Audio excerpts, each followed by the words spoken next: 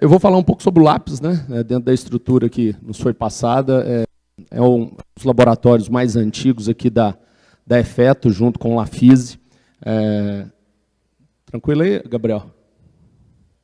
Tranquilo, amigo. E esses dois laboratórios, praticamente, a Danusa está aqui hoje presente, deram origem ao programa de pós-graduação, né? Foram os laboratórios que inicialmente capitanearam, depois veio o Biolab, vieram outros laboratórios na sequência, alguns mais jovens agora, o SECA, o próprio GEDAM, e os novos laboratórios CEP, que acabaram compondo, né, essa gama de experts que a gente tem aqui dentro do programa para caminhar dentro da pós-graduação em ciência do esporte. O laboratório ele é gerido de uma forma em conjunto, eu e o Franco, somos dois professores responsáveis pelo laboratório. A gente faz sempre questão de reforçar, né, os fundadores do laboratório. Isso para nós tem um preço histórico muito importante, o professor Dittmann, o Luiz Carlos, o professor Mauro, que está aqui hoje presentes. O Dittmann e o Luiz Carlos foram os professores da primeira geração. E lá na década de 90, quando a coisa começa a ganhar um pouco mais de corpo, né, talvez nós aqui da EFETO temos muito orgulho de dizer que foi o primeiro laboratório de psicologia do esporte implantado dentro de universidades no Brasil, né? As publicações que tem dessa época remontam esse estado. E aí a gente tem uma linha do tempo, né? Nós estamos fazendo agora 34 anos de existência. Basicamente, eu e o Franco somos da segunda geração do laboratório. Outros colegas já passaram aqui, vários alunos de mestrado, doutorado. Nosso grupo está registrado lá no CNPq, já há algum tempo também, e tanto o Franco quanto eu fazemos parte de algumas das principais sociedades científicas na área da psicologia do esporte, no Brasil e fora do país. Um destaque especial para a presença do professor Franco, né, como secretário-geral da principal instituição, que é o Managing Council da Sociedade Internacional de Psicologia do Esporte, né? Para vocês terem uma ideia dessa importância, se não me engano, somente 2 brasileiros fizeram parte do Managing Council desde a sua existência.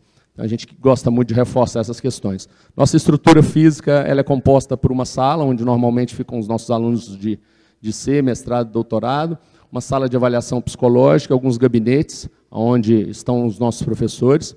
Os equipamentos que a gente tem dentro do laboratório, a gente tem sistemas computadorizados de avaliação psicológica, a gente chama sistema computadorizado Viena Test, de onde a gente faz alguns estudos, um eye tracking móvel, que tem sido utilizado e compartilhado com outros laboratórios aqui também na casa, e alguns testes psicológicos, né, de papel e caneta, chamados testes psicométricos, que também são utilizados. Esse é o perfil da primeira geração de professores formados pelo nosso fundador, o professor Dittmann.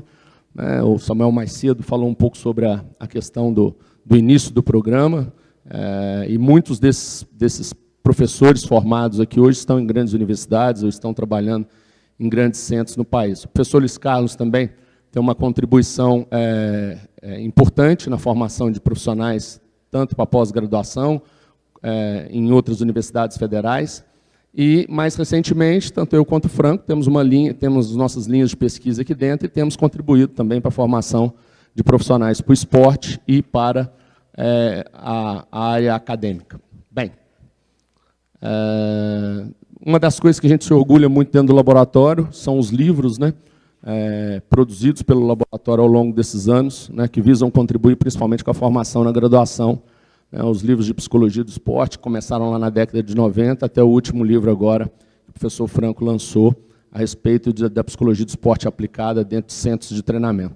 A gente sempre tem essa característica muito forte, e algumas parcerias também internacionais, que a gente faz com professores, da qual nós temos contato, e também alguns intercâmbios científicos, a respeito da área da psicologia do esporte. Aqui o destaque para os 2 últimos livros, aqui, feito em parceria com o professor Michael Kelman.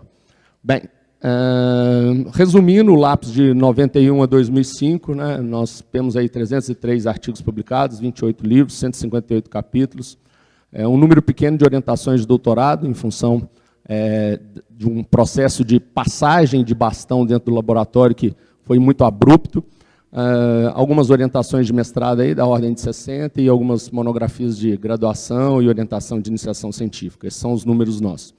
E dentro das linhas do programa, tanto eu quanto o professor Franco, a gente está inserido nas duas principais linhas do programa na instituição, né, que é a análise dos métodos para o desenvolvimento humano e esportivo e os aspectos psicobiológicos do desempenho humano. Bem, as informações, no geral, elas podem ser obtidas pelo Lattes, né? A gente não vai ficar aqui falando sobre cada uma das linhas, mas a gente procurou destacar alguns produtos, algumas linhas que nós temos uma certa tradição de investigação e que temos caminhado dentro delas, e linkando essas linhas também com a linha principal dentro do programa. Então, dentro da linha de aspectos psicobiológicos do desempenho humano, o professor Franco Nossi, ele tem basicamente 4 linhas de pesquisa dentro do laboratório do LAPS, associadas a essa grande linha no programa, né, que é a linha de atividade física, saúde e qualidade de vida, onde o foco ali está muito voltado para a atividade física do Pilates, a linha de processos psicobiológicos no esporte, onde a gente tem estudado muito a questão da saúde mental, em parceria com outros grupos internacionais, e a linha de processos psicossociais e exercício físico. Aqui o Franco tem uma caminhada de muita vanguarda, principalmente com atividade física para acamados, para portadores de doenças degenerativas, como câncer e Alzheimer. Bem, e uma linha voltada para o esporte de alto rendimento também, né, em função até dos anos de participação nossa em Paralimpíadas e Olimpíadas.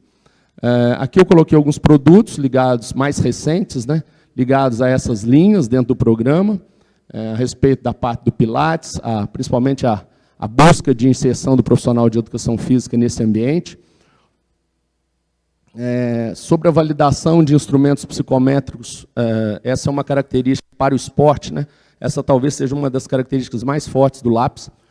Nós temos, talvez, o laboratório que mais validou o instrumento psicométrico no país, e covalidou, e aqui eu coloquei o último trabalho de doutorado da Camila, sobre a validação de uma escala de resiliência no esporte. A gente sempre busca trazer algumas ferramentas psicométricas que podem estar ajudando os professores e os treinadores lá no dia a dia de trabalho.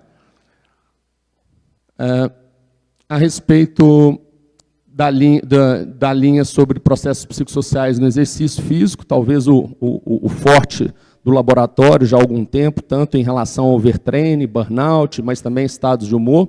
Aqui eu destaquei um trabalho recente de uma coorientação do professor Franco Nossi, de pós-doutorado, com a Isabel Rolfs, que até recentemente estava no Flamengo, a respeito também de validação de instrumentos psicométricos para avaliar estados de humor, o POMS nosso, né, para atletas brasileiros.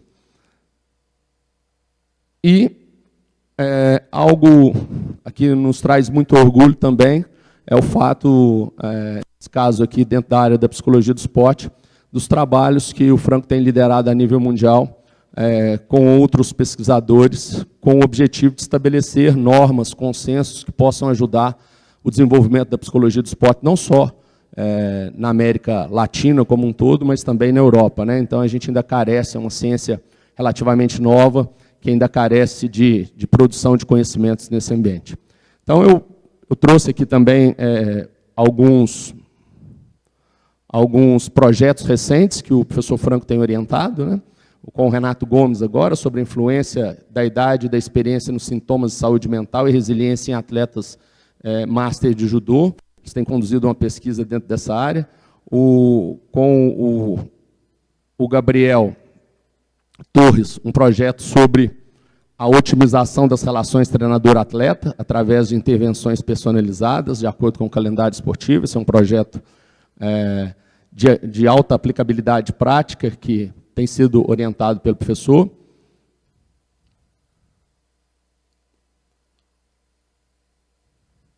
E também essa parceria internacional com a Universidade de Queensland, onde o professor Franco tem, inclusive, firmado esse convênio a nível internacional entre a UFMG e essa outra universidade, que é a principal pesquisadora referente inserida nesse ambiente, a Isabel Rolfs, que tem estudado a questão dos estados de humor em atletas brasileiros de alta performance. Bem, na linha sobre processos psicobiológicos do exercício e do esporte, também o Franco tem orientado alguns pós-doutorados, um com a Cristiane, a respeito de acamados, né, pilates para acamados, e também a experiência dos idosos em riscos de idosos em Belo Horizonte e a situação de fragilidade. E como o exercício físico, muitas das vezes, pode minimizar todos esses impactos. Uma outra supervisão de pós-doutorado feita dentro do laboratório com o psicólogo Wagner Jorge, sobre avaliação de intervenção terapêutica e cuidados com idosos frágeis, acamados. Então, isso é uma linha que tem ganhado muita força, né? Lá na década de 80, a gente investigava muito qualidade de vida e, mais recentemente, o Franco e outros professores têm inserido o seu foco de investigação também com a população idosa, mediante os novos cenários, principalmente dentro do país. E agora eu vou apresentar um pouco sobre o que a gente tem feito também no LAPS, mas aí uma perspectiva mais de investigação que eu tenho conduzido no laboratório. Basicamente, eu caminho nessas duas searas, né, tanto na linha de aspectos psicobiológicos do desempenho humano, quanto na análise de métodos de desempenho humano. Aqui com algumas parcerias, que vou aproveitar e falar um pouco sobre o soccer, depois você me fala como é que está o tempo aí, Franco. Então, basicamente, eu separei duas linhas aqui para comentar algumas coisas que a gente tem feito aqui, que a gente fica muito feliz também de outros laboratórios estarem caminhando nessa direção. A primeira linha é sobre variáveis psicológicas em treinadores esportivos. Já há um bom tempo o laboratório ele trabalha com a construção de instrumentos psicométricos para treinadores e também a avaliação desses treinadores. E uma outra aqui muito mais voltada para os aspectos psicológicos em atletas de futebol. Então, essas linhas, desde que eu entrei dentro da UFMG, a gente assumiu a responsabilidade de estar conduzindo elas. E, mais recentemente, até em função da pandemia e de algumas parcerias internacionais que a gente fez com a Universidade Técnica de Munique, e aí em parceria também com o SEC, alguns estudos ligados para a área de indicadores de performance no futebol. E também sobre genética no ambiente esportivo, com a perspectiva de prevenção de lesão. Bem, no futebol, no geral, quando a gente pensa sobre essa questão dos treinadores esportivos, a gente tem conduzido alguns estudos em diferentes modalidades, né, tentando entender um pouco mais os aspectos comportamentais, cognitivos e emocionais dos treinadores. Mas o foco principal tem sido o futebol, apesar que a gente também tem conduzido alguns estudos no voleibol, no basquete, nos saltos ornamentais e, mais recentemente, no futsal. Aqui estão alguns trabalhos feitos dentro dessa linha, com treinadores. Nos orgulha muito também, o LAPS sempre tem uma característica de formação de profissionais e de inserção dessas pessoas no mercado de trabalho. Essa é uma das nossas alunas aqui, a professora Marisa, que hoje atualmente é psicóloga da Seleção Brasileira de Futebol, que desenvolveu um trabalho aqui muito bacana sobre a síndrome de burnout em treinadores de voleibol na Superliga. E a gente fica muito feliz em estar capacitando profissionais, não somente para as universidades, mas também para ocuparem os postos dentro da ciência do esporte. Trabalhos na área de recursos materiais, desenvolvimento de atletas paralímpicos, entendendo um pouco mais de modalidades que não estão tanto no radar, né, do esporte brasileiro, como saltos ornamentais, entrevistando treinadores, tentando contribuir para o desenvolvimento de expertise e formação de novos profissionais nessa área, e validando também instrumentos psicométricos, buscando otimizar a questão do estresse e da recuperação em treinadores esportivos. Essa é uma linha tradicional do laboratório, que vem lá desde da sua fundação com o professor Dietmar Samuski e com o professor Maureliano Chagas, que a gente tem investigado aspectos do estresse, da recuperação e do burnout em diferentes profissionais. Aqui eu coloquei alguns estudos mais recentes, que têm sido publicados dentro desse ambiente, ligado à investigação com treinadores no esporte de uma forma geral.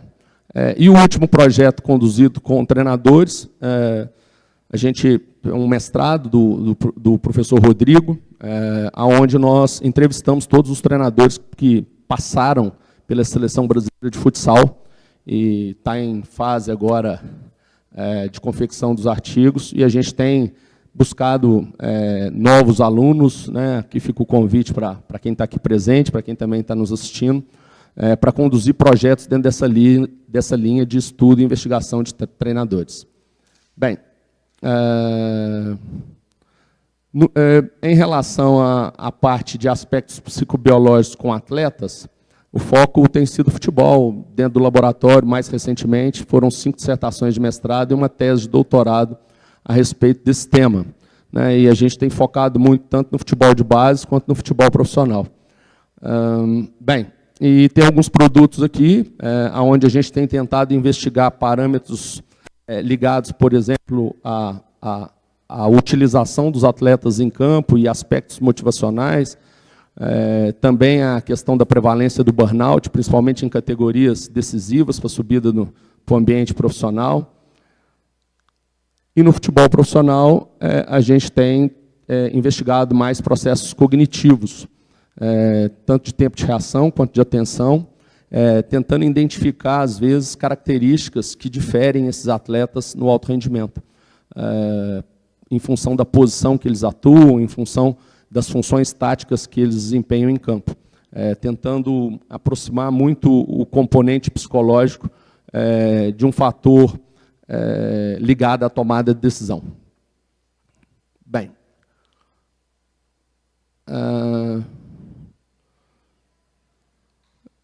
essa é uma outra linha que tem ganhado força no laboratório nos últimos 5 anos, que é o monitoramento das cargas de treinamento, mas por uma perspectiva mais psicológica, né, de tentar identificar sinais de overtraining e de falta de motivação de atletas de alto rendimento. E agora, mais recentemente, a gente tem também trabalhado com projetos de mestrado. Esse é o projeto 2025 da Marcela, sobre a relação entre motivação e resiliência e alta eficácia em atletas do sub-20. Temos uma linha dentro dessa área. A Clarice também tem caminhado nessa direção, na avaliação de variáveis psicológicas e lesão dentro do esporte.